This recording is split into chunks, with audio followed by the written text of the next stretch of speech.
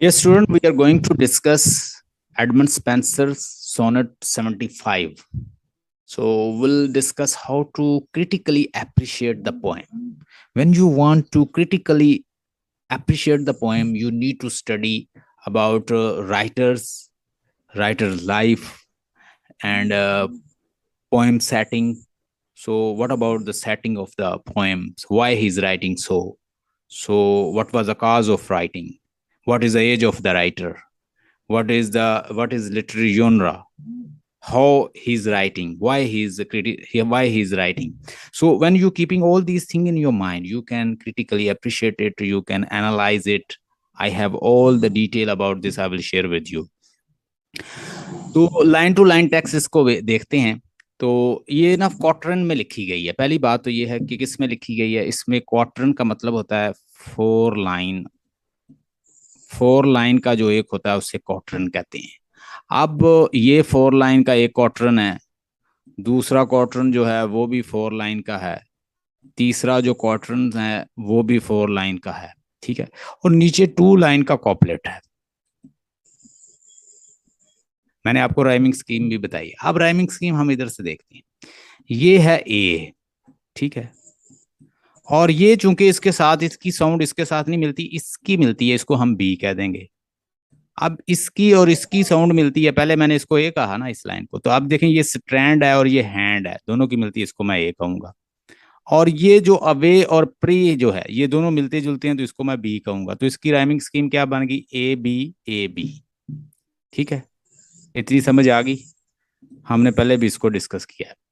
इसकी इसके आप जितने भी क्वार्टरन पढ़ते हैं तो हमें पता चलता है इसके अंदर ना एक स्पीकर है जो बोल रहा है। जब हम इसको पढ़ते हैं तो हमें पता चलता है इसके अंदर एक स्पीकर है वो बोलता है। जो उसको सुनने वाला है वो उसकी लिसनर बिलवर्ड है। ठीक है, उसकी बिलवर्ड है। उसको वो क्या कहना चाह रहा है, उसको वो इमोर्टल बनाना चाह रहा है। जबकि उसको कहती है, वो खुद बोलती है आगे से, उसको मतलब काउंटर आर्गुमेंट करती है। वो कहती है तुम क्या पागल हो, तुम कैसे नाकाम कोशिश कर रहे हो, मैं एक मॉर्टल हूँ, मेरी डेथ होनी है, मैंने फना होना है, मैं इंसान हूँ। तुम मुझे मॉर्टल बनाने की कोशिश कर रहे हो, मैं तो कभी भी नहीं बन सकती, ये तुम्हारी नाकाम कोशिश है। तो वो कहता है कि चूंकि मेरी कोशिश तो नाकाम ही है, आगे से जवाब देता है, लेकिन मैं अपने आर्ट के साथ, मैं अपने फन के साथ, मैं अपनी पोएम के साथ, मैं अपनी सोनेट के साथ तेरी ब्यूटी को इस तरह डिफाइन करूंगा, लोग आएंगे पढ़ेंगे और इस तरह तुम इमोर्टल हो जाओगी। मैं अपने आर्ट के साथ तुझे इमोर्टल बना दूंगा।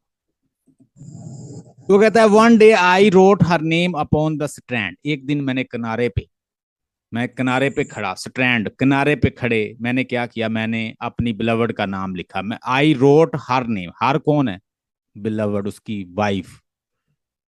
मैंने आपको नाम भी बताया था, उसकी बिलवर्ड है। ठीक है। तो कहता है एक दिन मैंने उसका नाम लिखा, किनारे पे खड़े होकर स्टैंड के ऊपर क्या उसका नाम लिखा।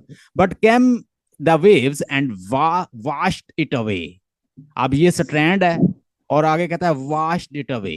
फिर कहता है एक बहुत बड़ी वेव्स आती हैं और वो उसको बहा के ले जाती हैं उस नाम को। अब पोएट को बहुत बड़ा दुख होता है कि वो अपनी बिलवर्ड का नाम लिखता है और ताकि वो हमेशा रहे। ये एक सिंबॉलिक मीनिंग भी है कि दुनिया के अंदर जो भी नाम है वो मिट जाता है, दुनिया के अंदर जो भी रिलेशन है वो खत्म हो जाता है, दुनिया के अंदर जो भी फिजिकल रिश्ता है आपका वो खत्म होना है। इस प्लेनेट से आपने लिया, इस प्लेनेट को दे के जाना है। जब तक ये जिंदगी भी इस प्लेनेट से हमने ली है, जब तक इसे रिटर्न नहीं करेंगे हमारी जान नहीं छूटेगी। हमने ये दे के जाना है यहाँ पे। तो वो कहता है again I right it with second hand. फिर मैंने पहले हाथ से लिखा, मैंने पहले वो दाएं हाथ से लिखता है, वो बाएं हाथ से फिर लिखता है। किस हाथ से लिखता हूँ, शायद मतलब दोबारा कोशिश करता है उसका नाम लिखने की। बट कैम विद टाइड, तो एक बहुत बड़ी वेव आती है अब। And my pain is free, my and my pain is free. तो फिर वो उसको, मेरे जो मैंने नाम लिखा है उसको उसने अपना शिकार बना लिया, उसे फिर उसने खत्म कर दिया। मतलब जो भी मैं लिख रहा था, अपनी बिलवर्ड का नाम लिख रहा था, जैसे भी लिखने की कोशिश कर रहा था वो मिट रहा था।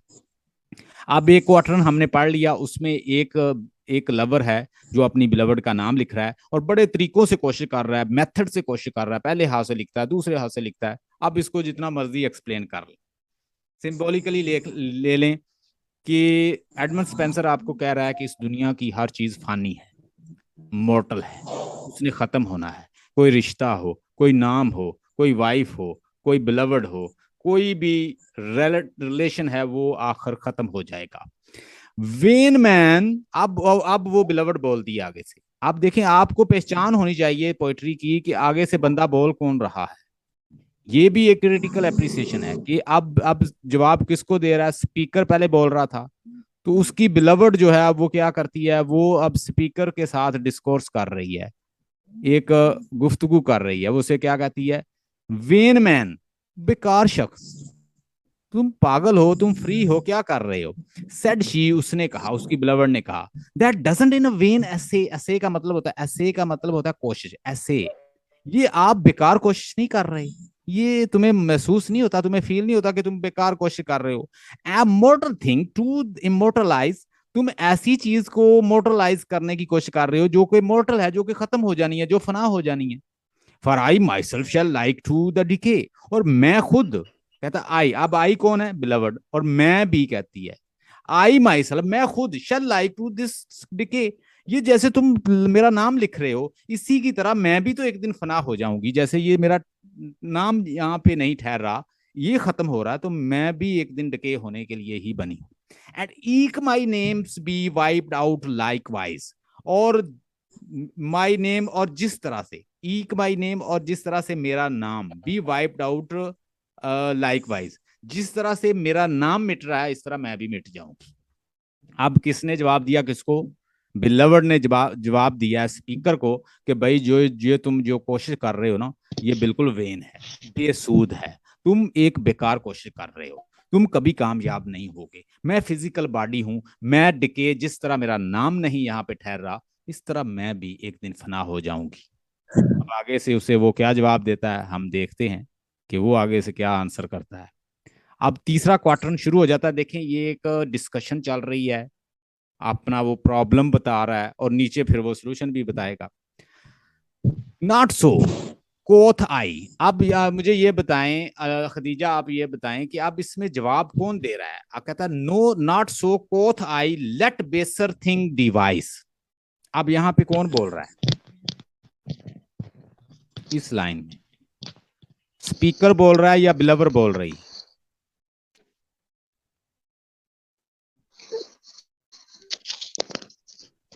इस लाइन के अंदर बोल रहा है अब स्पीकर, वो आगे से पोएट।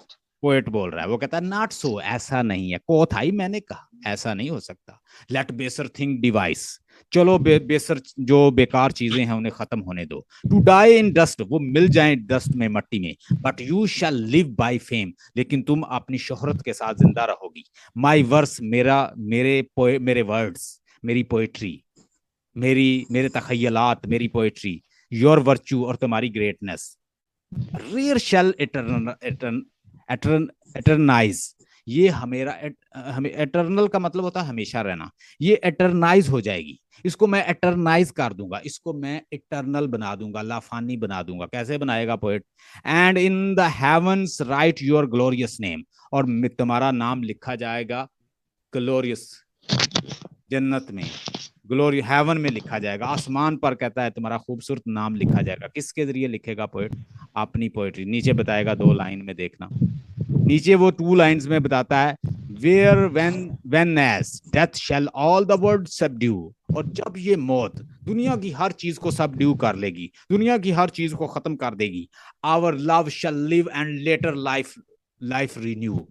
कहता है कि आवर लव शैल लिव, हमारा प्यार जिंदा रहेगा, एंड लेटर लाइफ रिन्यू, और कहता है कि ये जिंदगी में और बाद में ये रिन्यू हो जाएगा हमेशा के लिए, दोबारा से रिन्यू हो। कैसा रिन्यू होगा, here poet is saying, whenever poet death subdue all the thing of this world, जब मौत सारी दुनिया की चीजों को सबड्यू कर लेगी, उनको ओवरकम कर लेगी, तबाह बर्बाद कर देगी, तो हमारा प्यार, जब चीजें तबाह हो जाएंगी, इस दुनिया की लोग फना हो जाएंगे, हमारा प्यार रिन्यू होता रहेगा। कैसे, लोग इसको पढ़ेंगे मेरी पोएम को, और तुम्हारी और मेरी मोहब्बत को दोबारा रिन्यू कर देंगे, हमारे प्यार को दोबारा रिन्यू करते जाएंगे। इस तरह लोग पढ़ते आएंगे, और एक, अभी हम भी इसको पढ़ रहे हैं, तो एडमंड स्पेंसर की जो बिलवर्ड है या उसकी जो वाइफ है, उसको हम दोबारा रिन्यू कर रहे हैं। Hope you got this point. और कोशिश करें इसको फिर क्रिटिकली अप्रिशिएट जब आपने इसको करना है, तो मैं ये आपको सेंड कर देता हूँ, इसको पढ़ लीजिएगा। ये सारा लिखा हुआ है, ठीक है। और ये आ जाती हैं, ये ऐसी हैं जो आम आ जाती हैं।